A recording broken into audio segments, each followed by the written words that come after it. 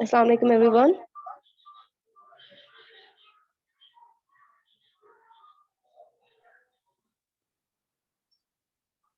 वालेकुम अस्सलाम। Okay.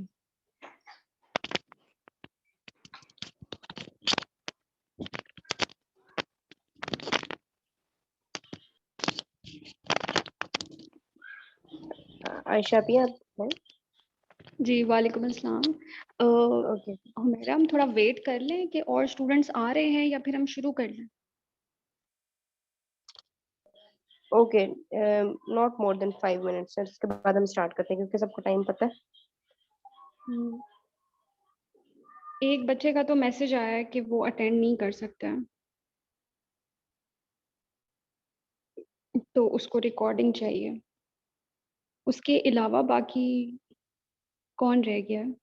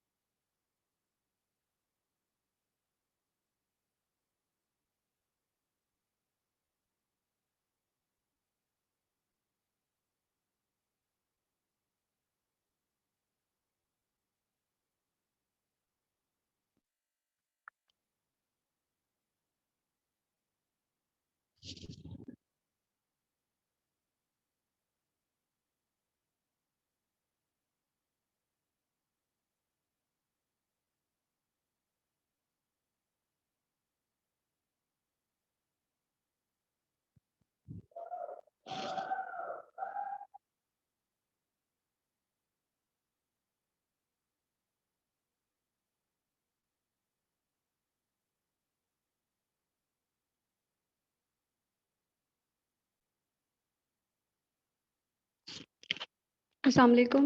मेरे ख्याल से अब स्टार्ट कर लेना चाहिए क्योंकि बाकी लोग बहुत देर से वेट कर रहे हैं। सबको पता था कि टाइम 6 बजे का है। जी प्लीज स्टार्ट करें। ओके जी।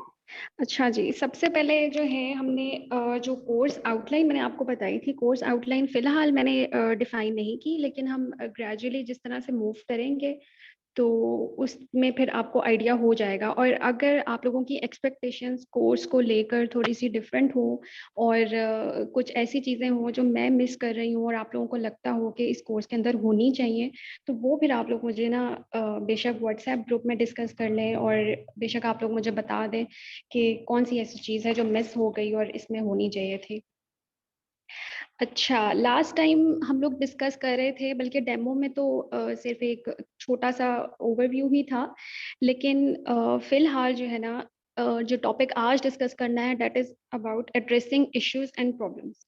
तो रिसर्च में सबसे पहले जो मेन चीज़ होती है वो यही होती है कि आपने कौन-सा इश्यू ऐसा है जिसको एड्रेस करना है और कौन-सी ऐसी प्रॉब्लम है जिसका आपको लगता है कि सॉल्व होनी चाहिए आपके ख़्याल में।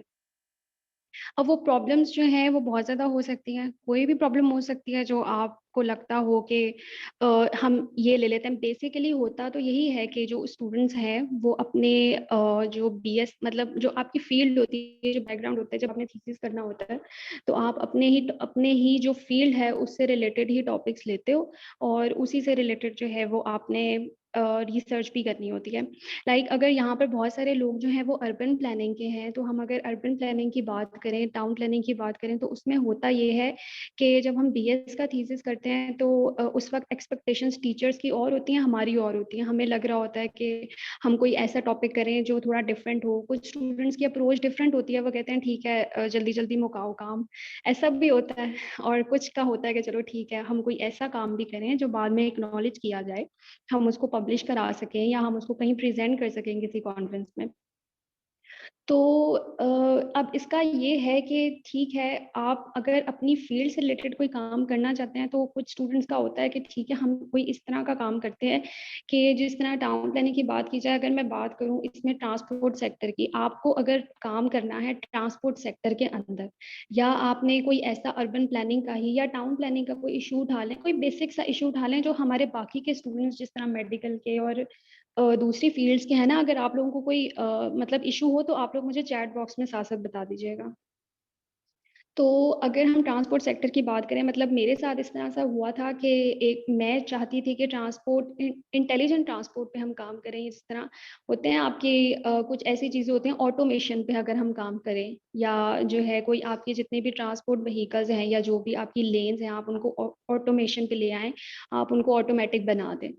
तो ये हम करना चाहते थे, लेकिन होता ये है कि टीचर्स कहते हैं कि आप अपने डोमेन में रहें, क्योंकि जब आप ऑटोमेशन की बात करते हैं तो उसमें जो हमारे पास एक कंप्यूटर साइंस का स्टूडेंट भी मौजूद है ना, I think Abdullah.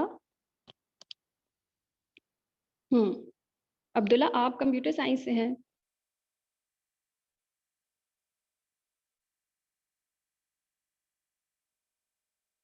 I think Abdullah सुन नहीं रहे हमें। तो वो बेटर बता सकते हैं कि इसमें प्रोग्रामिंग और बाकी सारी चीज़ें भी इन्वॉल्व होती हैं जो एक टाउन प्लानर का काम नहीं होता। तो इसलिए फिर इश्यूज हो जाते हैं, फिर हमें ये होता है कि हम अपनी फील्ड में ही रहकर बात करें। अब इस कोर्स का बेसिकली मकसद ये होगा, लाइक मैं आपको इस तरह की चीज़ें बताऊंगी कि हमारे पास अब डिफरेंट बैकग्राउंड के स्टूडेंट्स हैं, हमारे पास मेडिकल के भी स्टूडेंट्स हैं और कुछ ऐसे भी हैं जो जो है किसी और फील्ड से हैं जो टाउन प्लानिंग से नहीं है, तो उनके जो सोशल साइंसेस से भी नहीं है। तो उनके लिए फिर ये होगा कि अगर वो लोग जो है रिसर्च करना चाहें तो वो लोग फिर किस तरह से करें और वो किन स्टेप्स को फॉलो करें। स्टेप्स जो है ना वो बेसिकली सेम होते हैं। कोई भी रिसर्च पेपर या कोई भी रिसर्च आर्टिकल आपने लिखना हो तो उसके जो स्टेप्स हैं ना वो बिल्कुल सेम होते हैं। मतलब इसमें ये नहीं होता कि आपका जो है वो कोई इस तरह के आपके कोई इस तरह के इश्यूज हो जाए कि जो है आप मतलब आपका अगर आपका बैकग्राउंड कुछ और है तो आप जो है इस कोर्स को लेकर नहीं चल सकते, या आप जो है वो इस तरह का कुछ भी नहीं होगा। मतलब बिल्कुल बेसिक सी चीज़ें होंगी जो आप हर जो है मतलब आपको पता चल जाएगा कि आपने किस तरह से जो है वो रिसर्च पेपर या आर्टिकल या जो है डेजर्टेशन या जो भी आपकी थीसिस रिक्वायरमेंट है उसको पूरा करना है। ठीक है, और एकेडमिक राइटिंग का हम ये करेंगे कि मैं सोच रही थी कि हम पहले रिसर्च राइटिंग को ही लेकर चलते हैं, उसके बाद फिर हम जो है लास्ट मतलब जो लास्ट 2 क्लासेस होंगी या लास्ट 3 क्लासेस होंगी उनमें फिर हम एकेडमिक राइटिंग को देख लेंगे। और एकेडमिक राइटिंग इस तरह से होगी कि जब आप एक एकेडमिक राइटर होते हैं ना, तो उस वक्त ये होता है कि फिर आप रिसर्च पेपर नहीं लिख रहे होते, उस वक्त आप किसी भी चीज़ का आपको उठाकर दे दो कि हमें इस टॉपिक पे चाहिए, तो वो आप उसको लिखने के काबिल हो जाते हैं। अब लिखना किस तरह, अब ये क्यों ज़रूरी है एकेडमिक राइटिंग, इसमें ये होता है क्योंकि उस दिन भी डेमो क्लास में जो है वो एकेडमिक राइटिंग की बात रह गई थी। तो वो सिर्फ ये है कि आप जो है ना फिर इस काबिल हो जाते हैं कि आप पेड आर्टिकल्स लिख सकें, मतलब आप पेड काम कर सकें। क्योंकि एक बेसिक सी चीज़ है, हम लोग सब स्ट्राइव करते हैं जॉब्स के लिए। हम लोग सब जो है वो, हमें प्रॉब्लम होती है कि जो है ग्रेजुएशन के फ़ौरन बाद जॉब्स का मिलना थोड़ा सा जो है वो मुश्किल होता है। तो अब्दुल्ला, आप हैंड रेज कर रहे हो, कोई क्वेश्चन है आपका?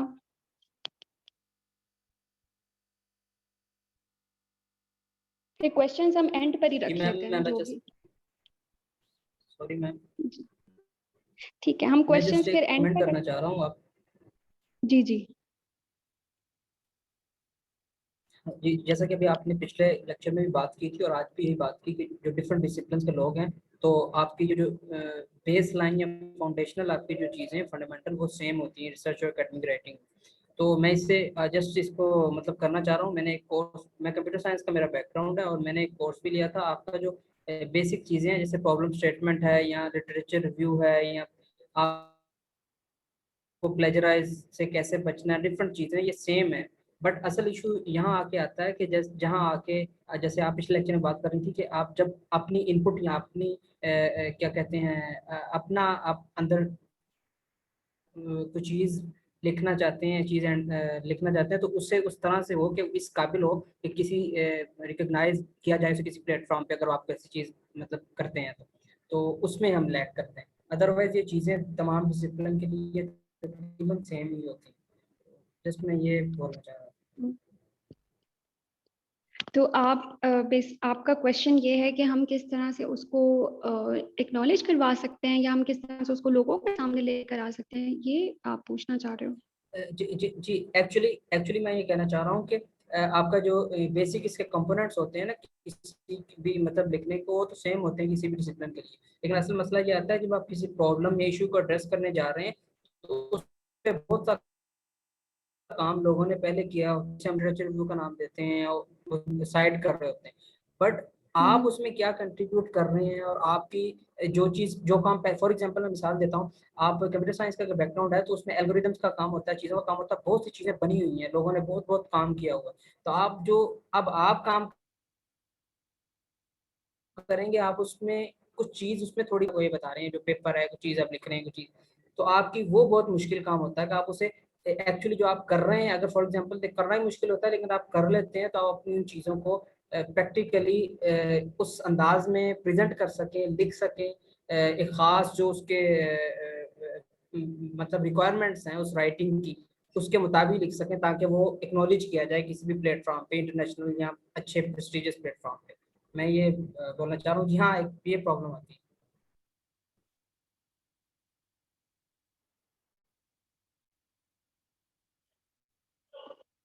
हम्म। अच्छा, तो इसका जो है ना वो हल ये है कि हमें एक तो इसमें एक अप्रोच तो ये होती है कि टीचर्स आपको कहते हैं, या जब भी आपने रिसर्च करनी होती है तो आप ये देखते हो कि कोई ऐसा टॉपिक हो जिससे रिलेटेड हमें रेलेवेंट लिटरेचर मिल जाए, क्योंकि आपका रिसर्च राइटिंग के अंदर ना एक बेसिक कंपोनेंट होता है लिटरेचर रिव्यू, आपको करना पड़ता है। मतलब आपको ये दिखाना पड़ता है कि बाकी जितने भी ऑथर्स इंटरनेशनली या नेशनली बैठे हुए हैं और जो बड़े बड़े रिसर्चर्स बैठे हुए हैं, तो वो इस बारे में क्या कहते हैं। तो आपको पहले ना ये चीज देखनी पड़ती है, आपको ये मेक श्योर करना पड़ता है कि उस पर थोड़ा सा काम हुआ हुआ हो। बेशक उस पर काम ना हुआ हो जो आप सोचते हो, लेकिन एटलीस्ट थोड़ा बहुत मिलता जुलता उससे आपको एक आध आर्टिकल्स मिल जाए, ताकि इससे फिर ये फायदा होता है कि आपकी भी ना थोड़ी सी जो है वो आप साइट कर सकते हो ना फिर। क्योंकि आप जब भी कोई रिसर्च लिखते हो ना, हम लोगों में सब कोई भी, हम लोगों में से जितने भी हम लोग हैं, हम में से कोई भी ऐसा नहीं होता जो सिर्फ एक अपनी क्रिएशन उठाकर लेकर आए, क्योंकि कोई भी इतना जीनियस नहीं है, फिलहाल कोई भी इतना जीनियस नहीं है। कि वो अपनी एक ऐसी चीज़ उठा के ले आए या अपना एक काम ले आए, वो कहे कि हाँ मैंने ये करके दिखाया है। तो ठीक है, ऐसा भी होता है, लेकिन जब आप राइट अप करते हो ना तो आपको रेफरेंसेस देने पड़ते हैं। आपको ये बताना पड़ता है कि जो है इससे रिलेटेड ये काम हुआ है, और जो है आप को और हम इसमें कंट्रीब्यूट जो है ना वो ये करेंगे। तो इस अब मैं आपको ना कंट्रीब्यूशन ऑफ रिसर्च जो है ना उसका भी मैं आपको थोड़ा-सा बताती हूँ कि किस तरह लिखने में आप किस तरह करते हो। लेकिन इसका बस ये होता है कि आप अपनी रिसर्च को यूनिक इस तरह बना सकते हो, क्योंकि आप जो दूसरों ने किया है उसको रिपीट नहीं करोगे, आप उसके अंदर इनोवेशन लेकर आओगे। अब इनोवेशन आप बहुत से तरीकों से लेके आ सकते हैं, सिर्फ ये नहीं है कि दूसरों ने जो काम किया आप उसी को दिखा दें कि हमने ये किया है। आपको अगर कोई अच्छा, अब हम कोविड की अगर एग्जांपल लेते हैं, कोविड पे हम काम कर रहे हैं ना, जब हमने स्टार्ट किया था ना काम, तो उस टाइम पर जब कोविड जैसे जो चीज़ नई-नई आती है, फिर उसमें सबको होता है कि हम इस पर काम करें, काम करें, काम करें। तो कोविड पे जब जो है रिसर्च होना शुरू हुई थी, तो उस टाइम जो है ना जर्नल्स ने ऑफर्स देना शुरू कर दी थी। अब जर्नल क्या होता है, जर्नल टारगेट कैसे करना है, इस पे एक प्रॉपर लेक्चर होगा। तो उसकी फ़िक्र नहीं करनी, और कौन-कौन से जर्नल्स होते हैं जिन पे पब्लिश करवाना है और किस टाइप के होते हैं, वो सब पे एक प्रॉपर लेक्चर होगा। तो वो फिर एंड में मैं आपको लिस्ट वगैरह भी दे दूँगी, जर्नल्स की ना लिस्ट जो होती हैं वो भी दे दूँगी, सिलेक्टेड जर्नल्स भी बता दूँगी कि किस में करना चाहिए और कैसे करना चाहिए। सबमिट करने का तरीका भी बता दूँगी, उससे परेशान नहीं होना। बस ये है कि अभी फ़िलहाल के लिए बस इतना है कि आपको अगर कोविड में अगर हम रिसर्च कर रहे हैं और इस टाइम करंट इश्यू यही है ना कि कोविड पे बात हो रही है।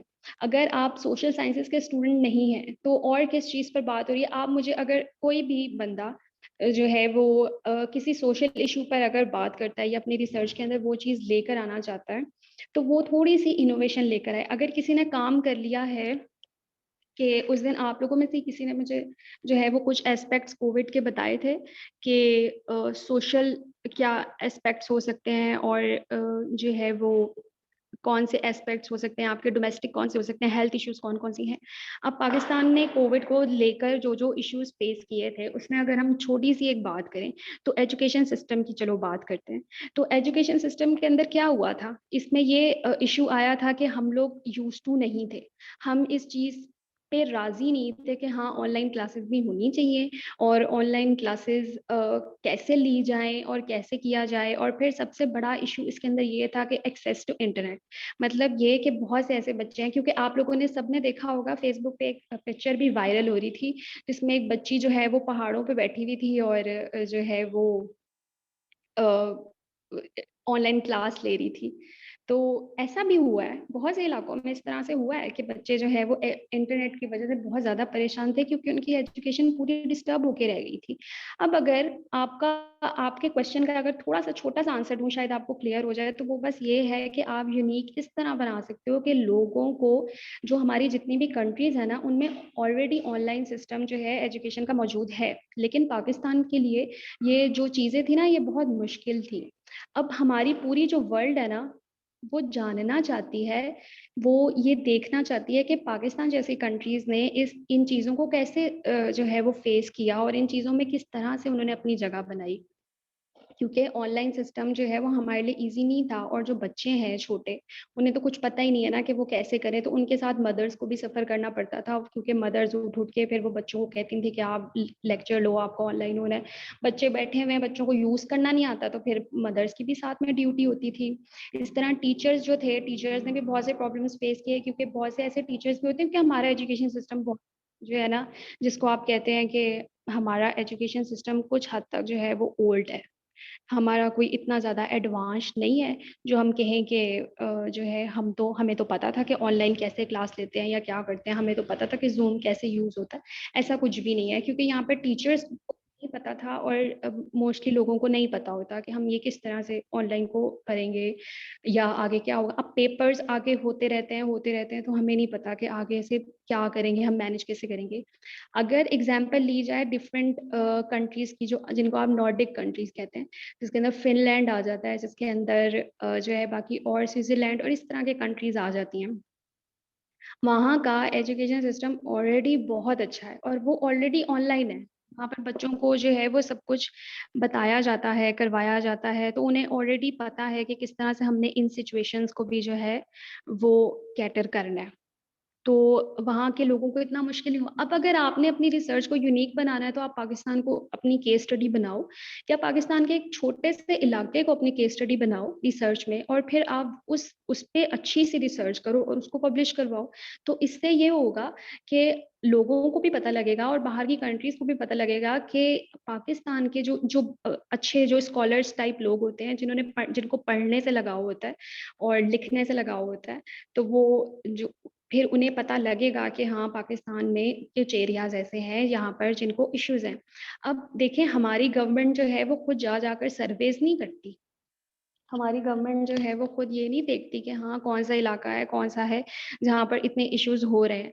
तो उनको क्या करना पड़ता है, वो फिर यही होता है कि वो लोग जो है वो सर्वेयर्स हायर करते हैं, वो लोग रिसर्चर्स हायर करते हैं, और फिर आप रिसर्च बेस्ड काम होता है। और फिर जिस तरह आप लोग देखते होंगे, खुद भी रिपोर्ट्स पढ़ते होंगे, इकोनॉमिक फोरम की रिपोर्ट्स आती हैं और जो वर्ल्ड बैंक की रिपोर्ट्स आती हैं, एशियन डेवलपमेंट बैंक की रिपोर्ट्स आती हैं, तो उसमें सारे स्टैट्स दिए हुए होते हैं कि पाकिस्तान का क्या है, कि इस तरह से सब कुछ है। तो वो सारे स्टैट्स और वो सारी चीज़ें यूज़ करते हुए फिर हमें पता लगता है कि कहाँ रिसर्चर की अहमियत है और कहाँ पाकिस्तान लैग करता है। क्योंकि पाकिस्तान में रिसर्च का ना, मैं ऑनेस्टली कहूँ कि बहुत कम कैरियर है, क्योंकि यहाँ पर अपॉर्चुनिटीज़ तो मिलती नहीं है, और यहाँ पर ज़्यादातर यंगस्टर्स जो होते हैं उन्हें सिर्फ ये होता है कि हम जो है वो, हमें जॉब मिल जाए और हम जॉब सिक्योर कर लें।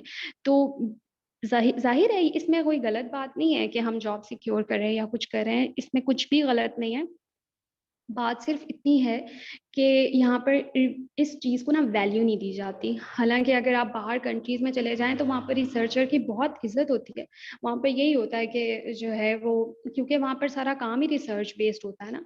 हमारे तो ज़्यादातर कल्चर है कॉपी पेस्ट वाला, तो हम मोस्टली चीज़ों को कॉपी पेस्ट ही करते हैं। और अगर हमें कोई स्टैट्स भी चाहिए होते हैं तो हम वो यही करते हैं कि कॉपी पेस्ट, और जो है वो भी हम रिपोर्ट्स वगैरह से उठा लेते हैं, और हमें पता नहीं होता कि हम जो है वो इसमें कितनी सच्चाई है और क्या है। पिछले दिनों एक आर्टिकल आया था, अगर आपने डोमेन की बात की, तो कोविड और जो है उसको लेकर अगर आप बात करें तो ट्रांसपोर्ट, और हमने इस पर देखा था कि इस पे काफ़ी ज़्यादा रिसर्चेस जो हैं वो ऑलरेडी हुई भी हैं। एक न्यू डायमेंशन थी जो मेरे माइंड में आ रही थी और उस पर रिसर्च होनी चाहिए। न्यूज़पेपर में आर्टिकल आया था और वो कोई इतनी बड़ी चीज़ नहीं थी, और वो बस ये था कि जितना भी, जब से ये कोविड स्टार्ट हुआ है तो पाकिस्तान के अंदर जो डोमेस्टिक वायलेंस है ना, वो 50% हो गया है। तो मतलब ये कि डोमेस्टिक वायलेंस जो है ना, वो 50% इंक्रीज हो गया है। तो इस तरह की एक चीज़ थी। तो उसमें ये था कि ठीक है, अगर जो है वो डोमेस्टिक वायलेंस पाकिस्तान में सिर्फ इसलिए ज़्यादा हो गया है क्योंकि लॉकडाउन था, सारे मर्द हजरात घर में थे, तो इस वजह से जो है वो आपका ये डोमेस्टिक जो जो वायलेंस के इश्यूज थे ना, वो ज़्यादा हो गए हैं। और बाकायदा जो बल्कि आप लोग ये बेशक पढ़ लेना इसको निकाल कर, इसमें जो है एक अच्छे खासे आर्टिकल्स भी आए हैं, वो मेरे पास शायद हो, वो मैं शेयर भी आप लोगों से ग्रुप में कर दूंगी। तो उसमें ये था कि जो औरतें हैं वो घरों में रहती हैं, तो जो यहाँ पर हमारे पास जितने भी मर्द हजरात हैं वो इस चीज़ को माइंड ना करें, लेकिन जो है आप लोगों की बात नहीं हो रही, लेकिन ये उन लोगों की बात हो रही है क्योंकि लड़कों की आदत होती है, वो यूज टू होते हैं इस चीज़ के कि उन्होंने बाहर रहना है। तो जब उनको ज़बरदस्ती कहा जाए कि आप घर में रहें, तो फिर उनके साथ इस तरह के इश्यूज होते हैं, और फिर वो एंजाइटी और फ्रस्ट्रेशन सारी जो है वो लड़कियों पर निकालते हैं। तो ये मैं नहीं कह रही, ये रिसर्चेस कह रही हैं, ठीक है, और ये बात रिसर्च से वाजिया हुई भी है। अब एक और फायदा इस चीज़ का ये भी होता है कि ठीक है, जब भी आप बात करते हो ना, तो रिसर्चर बनने का फायदा एक ये भी है कि जब भी आप बात करते हो ना, रेफरेंस के साथ बात करते हो, तो आपकी बात बहुत ऑथेंटिक हो जाती है। तो वही एक चीज़ जो है ना, लिटरेचर रिव्यू का फायदा यही होता है कि आपने जब रिसर्च लिखनी है ना, तो उसमें बाकी जितनी भी जो लिटरेचर मौजूद है या बाकी जितने भी रेफरेंसेस मौजूद हैं, तो ये होता है कि आपने उसको सर्च करके, और उस किस तरह से सर्च करना है, क्या करना है, वो भी मैं बात करती हूँ। तो आगे इसकी जो है वो नेक्स्ट स्लाइड पे चले जाएं। ये क्लियर हो गया आपको, आयशा और अब्दुल्ला?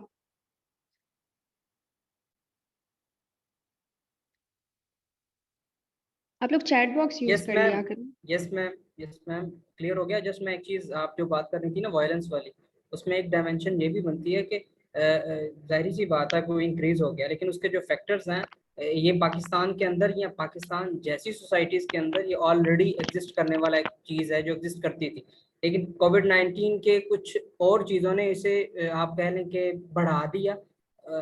और इसमें और डायमेंशन भी निकलती, सिर्फ ये एक डायमेंशन थी कि घर में मर्दों की मौजूदगी, तो शायद एक डायमेंशन है, तो उसमें और बहुत सी इस तरह की डायमेंशन थी कि जिसकी वजह से ये चीज़ बढ़ गई। एग्जिस्ट तो ये ऑलरेडी करती थी और शायद करती रहे जब तक कुछ चीज़ें हैं जो टैबूज हैं, ये चीज़ें हैं वो चेंज नहीं होती।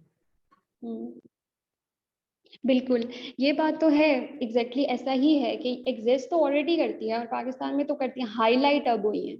तो ये चीज़ तो है बिल्कुल कि आप जो है वो एक चीज़ आपके सामने आपकी नज़रों में अब आई है। तो एक तो ये बाकी बाकी भी और तरह के जितने भी वायलेंस या जो भी प्रॉब्लम्स इश्यूज हैं, तो वो सब भी आपको जो है ना वो आहिस्ता आहिस्ता जब रिसर्च होती है, कुछ चीज़ें खुलती हैं, तो फिर आपको पता लगता है। चलें अब आगे चलते हैं। पिछली स्लाइड पर 1 मिनट आए। अच्छा, ये मीटिंग ना एंड हो रही है, तो हम एक काम करते हैं कि दोबारा से जो है ना वो इसको ज्वाइन करते हैं। दोबारा से आपको लिंक सेंड करते हैं और फिर उसके बाद आप लोग सारे ज्वाइन कर लीजिएगा।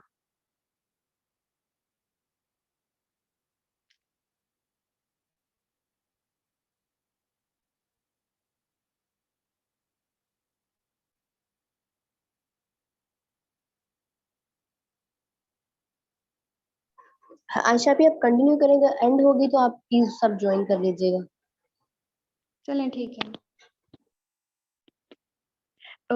ये स्क्रीन ठीक है, मैं ओके। ये पिछली स्लाइड पर आए। अच्छा, अब हम जो है वो लास्ट स्लाइड पर आए।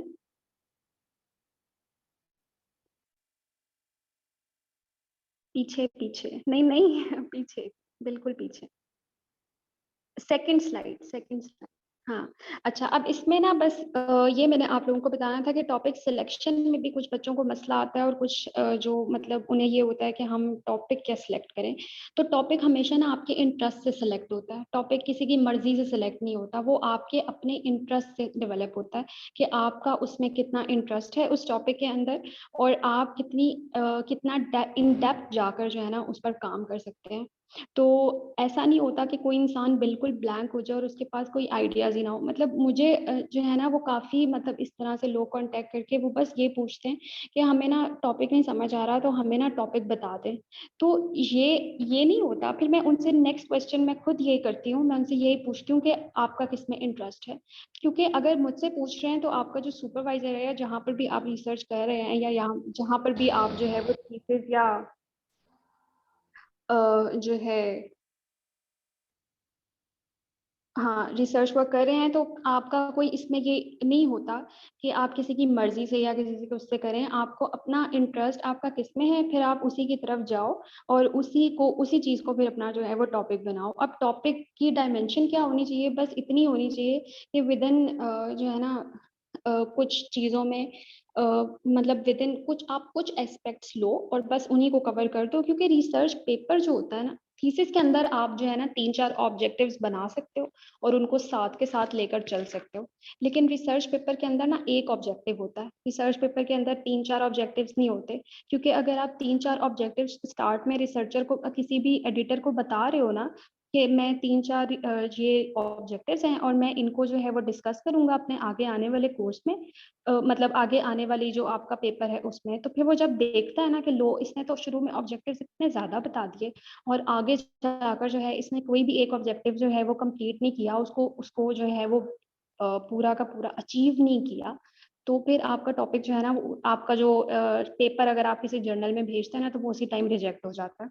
और वो रिजेक्शन की वजह यही होती है कि आपने जो है वो अपना जो आपका पेपर है उसमें आपने बिल्कुल भी उसको ऑब्जेक्टिव को अचीव करके नहीं दिखाया। तो एक बेसिक चीज़, स्लाइड्स के अंदर इतना ज़्यादा मटेरियल नहीं होगा, तो आप लोग अगर नोट करना है तो वो नोट कर लें। जो रिसर्च पेपर होता है, अच्छा अभी फ़िलहाल जो है ना रिसर्च क्वेश्चंस। अच्छा, अब ये एक मेन चीज़ होती है, जब भी आप रिसर्च पेपर लिखना शुरू करते हैं या रिसर्च करना शुरू करते हैं, तो आपको पता होना चाहिए कि आपने कौन कौन सी चीज़ें हैं, कौन कौन सी ऐसी बातें हैं जिनको एड्रेस करना है। इसका ना बेसिक जो एक छोटा सा हल होता है ना, वो बस ये होता है कि आप अपने आप से क्वेश्चन करें कि वो जो डब्ल्यू फैमिली होती है कि what, when, where, how, why, तो ये सारी जो क्वेश्चंस होते हैं ना, ये आप लोग अपने आप से करें, आप अपने आप से पूछें। और फिर जैसे ही आपको ये क्वेश्चंस पता चलेंगे तो उसी टाइम आपके रिसर्च क्वेश्चंस भी बन जाएंगे और रिसर्च ऑब्जेक्टिव्स भी बन जाएंगे। अगर आप कोई भी एक छोटी सी एग्जांपल लेते हैं। अच्छा, अब अगर एक छोटा सा टॉपिक लेते हैं जो सारे स्टूडेंट्स कर सकें। बाकी जितने भी जो मेडिकल साइंसेस के स्टूडेंट्स हैं उनको चीजें समझ में आ रही हैं?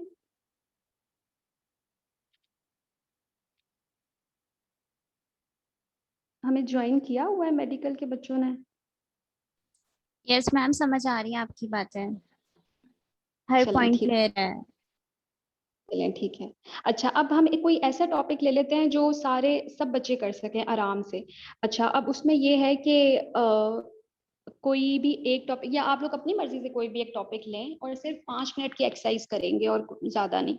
अच्छा, कोई भी अपनी मर्जी से एक टॉपिक सेलेक्ट करें जो आपके अपने इंटरेस्ट का हो और उसका रिसर्च क्वेश्चन आप बस मुझे बता दें। तो आप लोग बेशक चैट यूज कर लें, उसमें अपना टॉपिक बताएं और साथ उसका एक रिसर्च क्वेश्चन। सिर्फ एक टेक्स्ट, बार बार नहीं, वरना इस तरह जो है वो पता नहीं लगेगा कुछ भी। सिर्फ आपके पास जो है ना वो 5 मिनट्स है, टॉपिक सोचें और बताएं कि उसका रिसर्च क्वेश्चन क्या होगा, आप उसमें क्या चीज जो है वो लेकर आना चाहते हो, और कौन सी ऐसी चीज है जो आप चाहते हो कि मैं अपने पेपर के अंदर या अपने थीसिस के अंदर या अपनी रिसर्च के अंदर ये चीज साबित करके दिखाऊंगा। तो ये चीज आपको जो है ना आगे अगर कोई भी एकेडमिक राइटिंग होगी उसमें आपको फायदा देगी। तो आपको बस ये छोटी सी एक्सरसाइज है, ये अभी करके दिखा देना।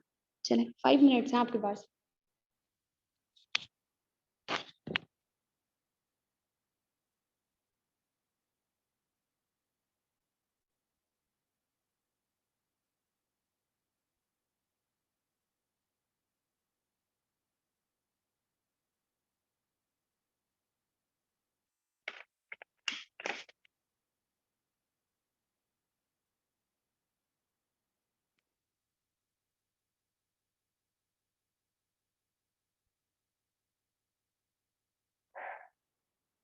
किसी ने गूगल नहीं करना, सबने अपनी मर्जी से खुद से सोच के लिखना है, गूगल कोई भी ना करे।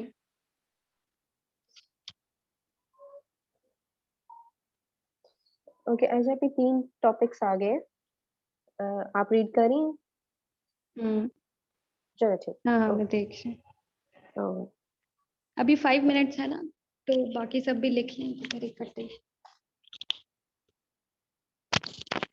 मेरा आप भी लिखो। अच्छा ठीक है, मैं लिखती हूँ।